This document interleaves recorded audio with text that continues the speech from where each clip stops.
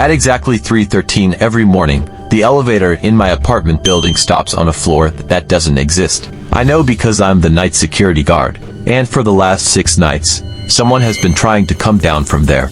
But last night, the elevator finally brought something back. My name is Daniel. 3 months ago, I took a night security job at an old apartment building on the edge of the city. The pay was surprisingly good. The work was simple. Sit behind the front desk from 11 p.m. until 7 a.m. Watch the cameras, let residents inside, call the police if anything happens. There were only 12 floors, 2 elevators, and 64 apartments, at least, that's what I was told. My first few weeks were completely normal. Until one Tuesday morning, it was 3:13 a.m. I was drinking coffee when I heard the elevator ding. I looked toward the lobby, the doors opened, nobody came out. I checked the security monitor, empty. I assumed someone had pressed the button by accident. Then I noticed something strange. Above the elevator doors was a small digital display showing which floor it had come from. It read, 13. I stared at it. There was no 13th floor.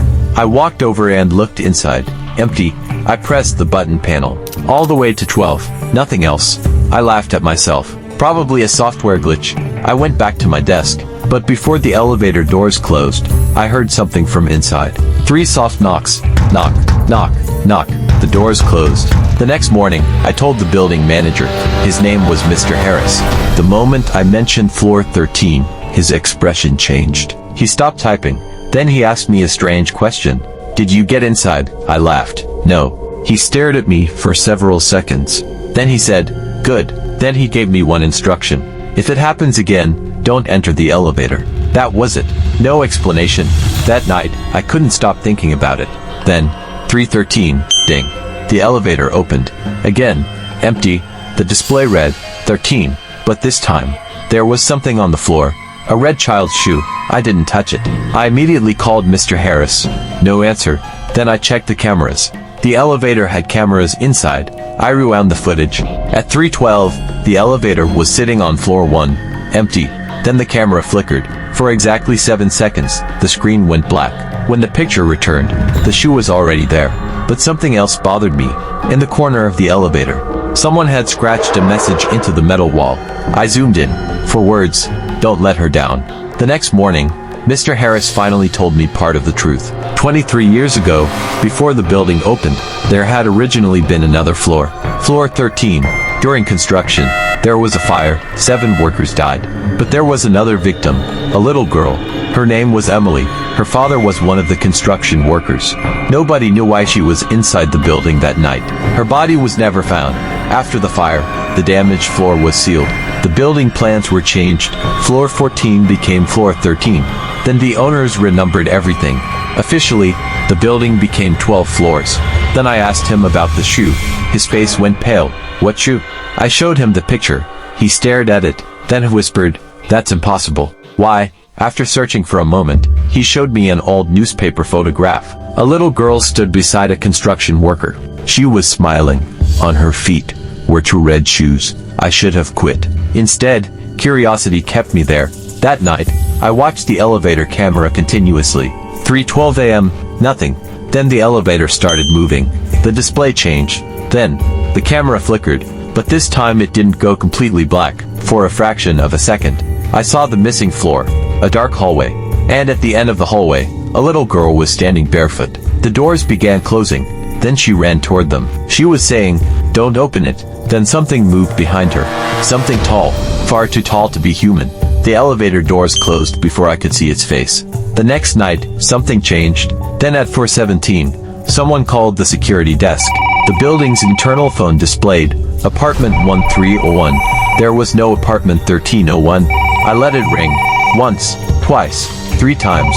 Then I answered. Silence. Hello. Nothing. Then a little girl's voice whispered, Daniel. My blood went cold. I had never told anyone in the building my first name. Who is this? She started crying. Please don't let him find me. Who? Silence. Then she whispered, he knows you can see us now. Something slammed against the other end of the phone. The girl screamed. The line disconnected. At the exact same moment, every security camera in the building went black, except one, the elevator camera. The elevator was empty. Then, a hand slowly appeared from above the camera. Long fingers wrapped around the ceiling panel. Something lowered itself into the elevator. I couldn't see its face. Its body was impossibly thin. Its arms nearly touched the floor. Then it looked directly into the camera. The screen went black. Behind me. Ding dot, the elevator doors were open. I didn't move. The display above them read, 13. Inside was the red shoe. And beside it, the second shoe. Then the button panel changed. A new button appeared underneath 12. 13. It lit up by itself. The doors started closing. And that's when I heard the girl. Daniel. Her voice came from inside. Please. Every instinct told me to stay outside. But I remembered her screaming. I put my hand between the doors. They opened. I stepped inside. The doors closed behind me. The elevator moved upward, then stopped. The display showed 13. The doors opened. The hallway from the recording was in front of me. Burned wallpaper. Blackened ceiling. Smoke. But there was no heat. At the end of the hallway stood Emily, barefoot. She stared at me, then immediately put a finger against her lips. Don't make a sound. I stepped out. The elevator doors closed behind me. What is this place? She shook her head. This isn't the floor. I looked around. What? She pointed toward a burned apartment door. This is where he keeps us. Who? Before she could answer, something knocked from inside the wall. Knock, knock, knock. The same 3 knocks I'd heard on the first night. Then another knock answered from farther down the hallway. Then another. Then another. Suddenly, I realized the walls weren't empty. People were inside them. Emily grabbed my hand. We have to go. We ran toward the elevator, but when I pressed the button, nothing happened. Behind us, a door slowly opened. A tall figure stepped into the hallway. Its head nearly touched the ceiling. Its face was completely burned, but it was smiling. Emily whispered, "Don't look at him." I looked anyway, and immediately, I recognized him. Mr. Harris. Except, it wasn't the Mr. Harris I knew. This man was younger, burned, wearing construction clothes. He smiled at me. The hallway changed. Suddenly, I wasn't seeing the abandoned floor anymore. I was seeing the night of the fire, workers running, smoke everywhere, and Mr. Harris standing beside the elevator. He wasn't trying to escape. He was holding the doors shut. People were trapped on the other side. I finally understood. The fire wasn't an accident. Harris had started it.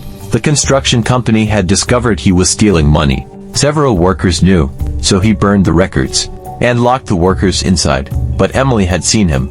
She became the one witness he couldn't find. That's why her body was never recovered. She had never died in the fire. She had hidden inside the elevator service shaft. But when the damaged floor was sealed, she was trapped there, alive, for days. The thing haunting the floor wasn't Emily. It was Harris, or what remained of him. But that created one impossible question. If Harris died in the fire 23 years ago, who had been managing the building? The elevator suddenly opened. Emily pushed me inside. Go. What about you? She smiled. I can't leave. The burned Harris started running toward us. The doors closed. His fingers slipped between them. For several seconds, the elevator shook violently. Then, silence. The elevator dropped. Until finally, the doors opened. I ran into the lobby. Mr. Harris was standing behind the security desk, waiting for me. He looked completely normal. Where did you go? He asked. I didn't answer. Then I noticed something. On the desk beside him was an old photograph. The same construction crew from 23 years ago. And standing in the middle was Mr. Harris. Exactly the same age. Exactly the same face. He noticed me looking at it. His smile disappeared. Then the elevator behind me went ding. We both looked. The doors opened. Nobody was inside. But the display read, 13. Mr. Harris stared at it, terrified. For the first time, he looked afraid. Then a little girl's voice came through the elevator speaker. Daniel. I stepped backward. She wasn't talking to me. Thank you. The lights went out. Harris screamed. I heard something dragging across the lobby. Then silence. When the emergency lights came back on, Harris was gone. The elevator doors were closed, and the number above them slowly changed. Police searched the building. They never found him. They also found no record of a building manager named Harris. According to city records, the real Mr. Harris died 23 years ago. In the fire. I quit that morning. The building closed 6 months later. Eventually, it was demolished. At least, that's what I thought. Because 3 nights ago, I moved into a new apartment across the city. 12 floors. Brand new elevators. Everything seemed normal. Until last night. At exactly 3:13 a.m., I heard the elevator outside my apartment. I opened my door. Nobody was there. but above the elevator. The display showed a number this building doesn't have. 13. And from behind the closed doors, a little girl whispered, "Daniel, you let the wrong one out." Then, 3 knocks came from inside my apartment. Knock, knock, knock.